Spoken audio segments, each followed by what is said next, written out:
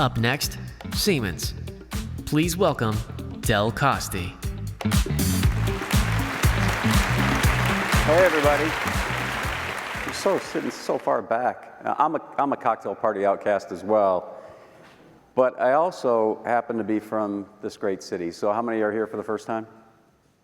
Oh, fantastic. You recognize this mural? It's actually not too far from here. So this is in our Detroit Institute of Arts. Believe it or not, this was done in the early 1930s. And as a kid growing up in the city, I got to go see that on a field trip. And it just sparked my interest of what this was all about. And it really is about manufacturing. But what I would say, the reason I love being from this town and I've never left, is this town is resilient. I mean, we went through a lot, and you can see it in the city. It was a dominant place in the 30s, in the 40s, and the 50s. We heard about earlier how it was so instrumental in the United States for World War II. Governor was up here talking. And proud to be from the place. And when you saw what happened to the city when manufacturing left, and I was born in the late 60s, and so we know what happened with the riots and the blight hit. But now we're seeing this resurgence. And that's what I love about the place. Blue collar to the core, whether you're a billionaire, whether you work on the line, or whether you have a white-collar job, it doesn't matter. Our attitude and our values are blue collar at the core. Now, Siemens, hopefully many of you have heard of Siemens. If you were here for the governor's talk, Doug talked about the acquisition of Altair.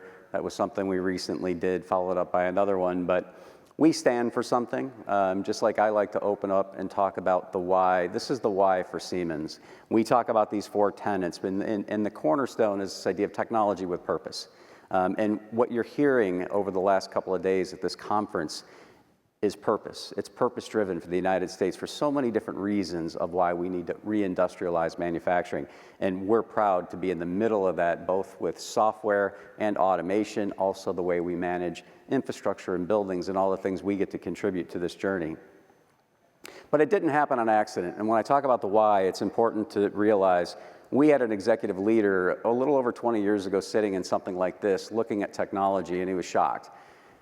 His crown jewel business in Germany and his crown jewel factory that employed 1,200 people was under attack, and there was very, let's say, inexpensive product flooding the market. And this product was what's the automation device on the shop floor, operates the machinery in the shop floor, cornerstone of manufacturing around the world. And he was met with a very difficult decision. Do I shut down this facility in Germany, which obviously Siemens is a German headquartered company? It was a painful decision. And so he was about to do it, and then, as I said, sat in a conference and saw this technology and said, maybe there's hope.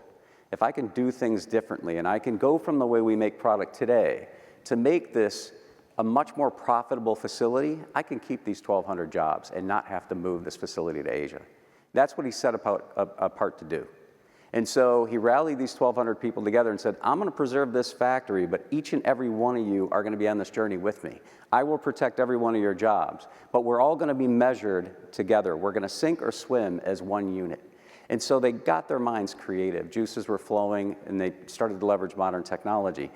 But some core principles of manufacturing. Let's elevate the floor to a mezzanine level. Let's bring all remote material handling into this facility, because we were not increasing square footage. That wasn't going to help the business case.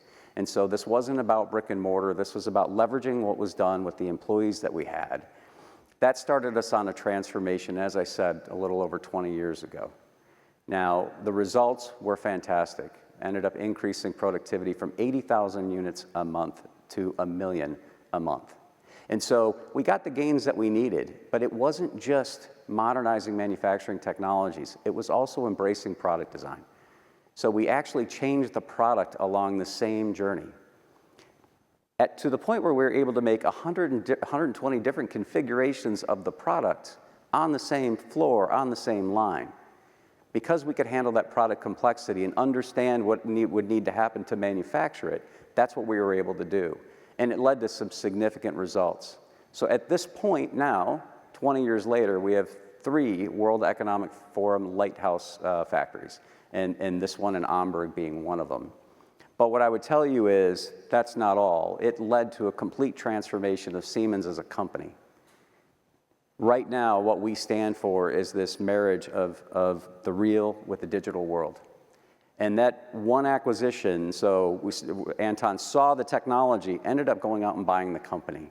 At the time, it was the largest acquisition of a software company, $3 billion. $30 billion later, this has become a foundational direction of Siemens as we move forward. To deliver this, not just for our own factories internally across our businesses, but for delivering this for all of our customers, which is why this idea of reindustrialize is so important. So I talk about the heart of Detroit and the people being resilient. Also, that is what's so necessary for modern manufacturing is resiliency. Automated, clearly, the modern PLC was really developed, and you heard not too far from here was an engineer at General Motors, actually, that developed what's the modern PLC. But you know, it's 60 years now, and we still basically do things the same way. But this quest towards adaptive, and this isn't sequential. A lot of people are fixated on autonomous, and I would argue that if you're going to do autonomous, do it with purpose. We're working with a customer right now. They want unattended for 4 hours. It's not because they want to build things with no humans, but what they realized is they're having difficulty keeping their workers. And so if they can go to 2 shifts, they could save a ton of money and have the workers to equip those 2 shifts. And so we're working with them. So that's their quest for autonomous, not to get all the employees out of their factories, but adaptive is critical.